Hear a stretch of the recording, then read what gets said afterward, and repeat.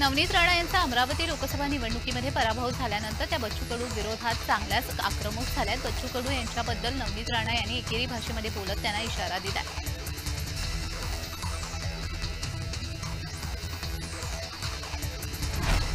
नागपुरात लाडकी बहीण योजनेच्या कार्यक्रमामध्ये उपमुख्यमंत्री देवेंद्र फडणवीस यांनी लाडकी बहीण योजना सुरूच राहणार असल्याचं म्हटलंय। इतिहास बदलण्याची शक्ती महिलांमध्ये आहे असं देखील फडणवीस यांनी म्हटलंय।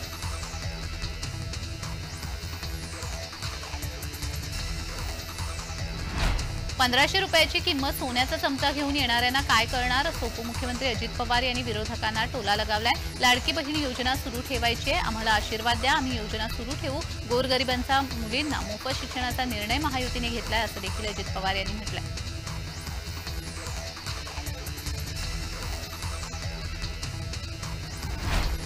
गुलाबी रिक्षा घोषणा केल्यानं महिला भगिनींना रोजगार मिळणार आहे। नागपूरला 1400 गुलाबी रिक्षा देणार असल्याचं अदिती तटकरे यांनी म्हटलंय। महिलांना सक्षम करण्याचं काम महायुतीच्या माध्यमातून होत आहे असं देखील अदिती तटकरे यांनी म्हटलंय।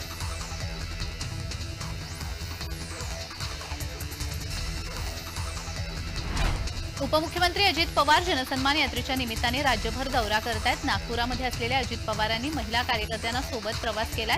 पक्षाच्या बैठकीमध्ये सहभागी होण्यासाठी मुंबईमध्ये आलेल्या महिलांची ट्रेन चुकली होती आणि त्यानंतर अजित पवारांनी त्यांना आपल्यासोबतच प्रवास करण्याची विनंती केली। दादांना भेटल्यानंतर आणि त्यांच्यासोबत प्रवास केल्यानंतर त्यांचा आनंद आणि उत्साह गगनात मावेनासा झाला होता।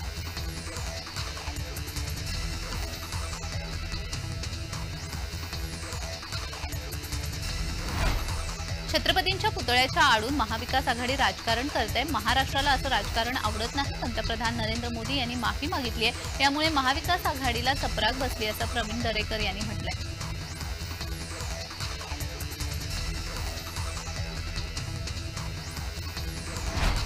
मुख्यमंत्री एकनाथ शिंदे यांनी दिलेल्या आदेशानंतर आता मुंबई गोवा राष्ट्रीय महामार्गावरील कामाला कमालीचा वेग आलाय। गणेशोत्सवापूर्वी हा महामार्ग सुस्थितीत करण्याच्या दृष्टीने पावले उचलली जात असून काही ठिकाणी पेवर ब्लॉक तर काही ठिकाणी डांबराचा वापर करून महामार्ग दुरुस्त केला जातोय।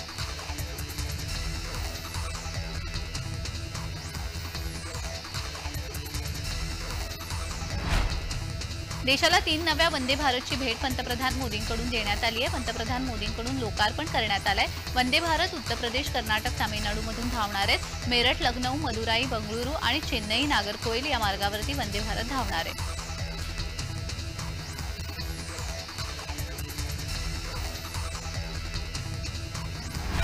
लहान मुलांची सुरक्षा ही समाजाची गंभीर चिंता आहे। महिलांवरील अत्याचारांच्या प्रकरणामध्ये वेगाने निर्णय घ्यावेत। राष्ट्रीय न्यायपालिका परिषदेमध्ये पंतप्रधान मोदींनी न्यायमंत्र दिलाय।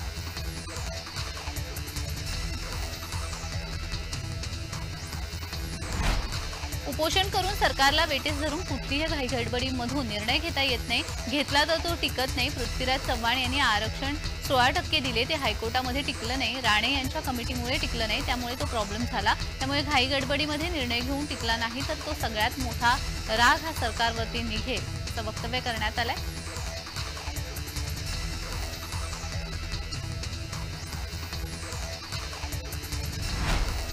रावसाहेब दानवे, अब्दुल सत्तारांची विमानतळावरती भेट झाली। अनेक दिवसांपासून दोन्ही नेत्यांमध्ये वाद होता। दोन्ही नेत्यांच्या भेटीनंतर राजकीय चर्चांना उधाण आलंय।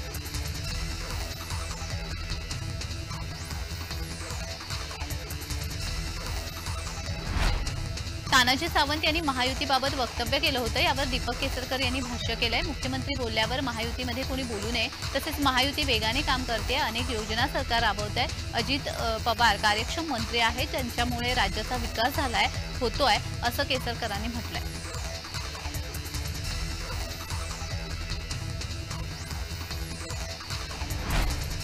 मालवण शिवपुतळा प्रकरणी महाविकास आघाडीचं मुंबईमध्ये जोडो मारो आंदोलन रविवारी आहे। मात्र या आंदोलनाला मुंबई पोलिसांनी अद्याप परवानगी दिलेली नाहीये। यावर संजय राऊत यांनी राज्य सरकारवर टीका केली आहे। शेवटपर्यंत लोकभावनांचा उद्रेक दडपशाहीने संपवण्याचा प्रयत्न करतील, पण शिवरायांचा जेव्हा जेव्हा अपमान या महाराष्ट्रामध्ये झाला तेव्हा तेव्हा उद्रेक झालाय।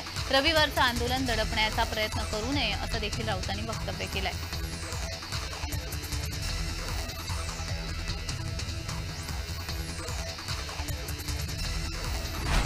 जिथे तिथे उमेदवार मागच्या वेळी निवडून आले तिथे तिथे जातोय। आज काटोल आणि नागपूरमध्ये आहे। नागपुरामध्ये लाडकी बहीण योजनेच्या दुसऱ्या टप्प्याचा निधी वितरण आहे। त्यानंतर वरुड मोर्शी पुसदमध्ये आहे असं अजित पवार यांनी विधान केलंय।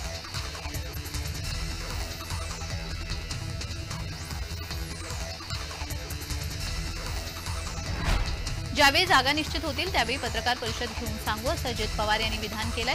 तसंच कुणी टीका केली तर त्याला आपण उत्तर देत नाही, आपण कामाचा माणूस आहे, पण आपलं लक्ष फक्त कामावर असतं असं देखील अजित पवारांनी म्हटलंय।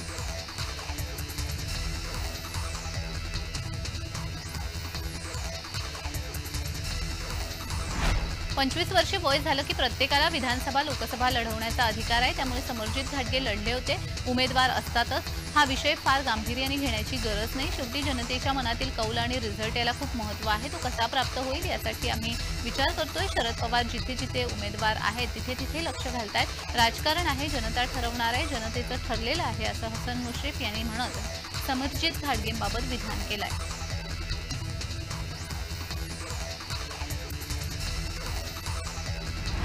लाडकी बहीण योजनेच्या विरोधात काँग्रेसने पुन्हा अपप्रचार करायला सुरुवात केली असून भाजपा जिल्हाध्यक्ष प्रकाश बाळबुदे यांनी काँग्रेसवर टीका केली आहे। अनिल वडपल्लीवार ज्यांनी नागपूर न्यायालयामध्ये 2 दिवसांपूर्वी याचिका दाखल केली ती काँग्रेसशी संबंधित आहेत, म्हणून लाडकी बहीण योजनेमुळे काँग्रेस किती घाबरली आहे हे समजतंय असं बाळबुदे यांनी विधान केलंय।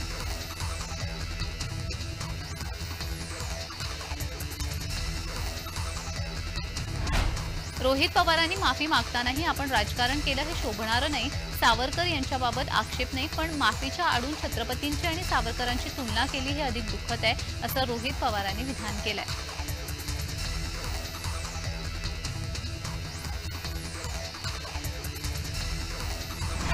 नाना पटोले यांना त्यांच्या कार्यकर्त्यांनी भावी मुख्यमंत्री असा फोटो देत भावी मुख्यमंत्र्यांच्या शुभेच्छा दिल्यात। नाना पटोले मुख्यमंत्रीपदाचं दिवास्वप्न पाहतायत असं म्हणत सुधीर मुनगंटीवार यांनी नाना पटोले यांना टोला लगावलाय।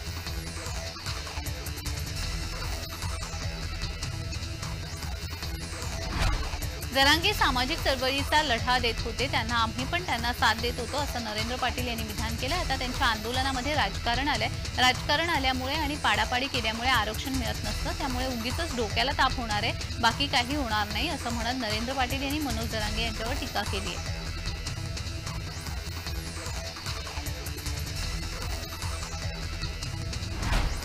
विधान परिषदेच्या 12 जागांसाठी महायुतीचं सूत्र ठरलंय। भाजपाला 6, शिवसेनेला आणि राष्ट्रवादीला प्रत्येकी 3 जागा मिळणार असल्याची माहिती समोर आली आहे। मुख्यमंत्री आणि दोन्ही उपमुख्यमंत्र्यांमध्ये चर्चा झाल्याची माहिती सूत्रांनी दिली आहे। महायुती लवकरच यादी राज्यपालांकडे पाठवणार आहे।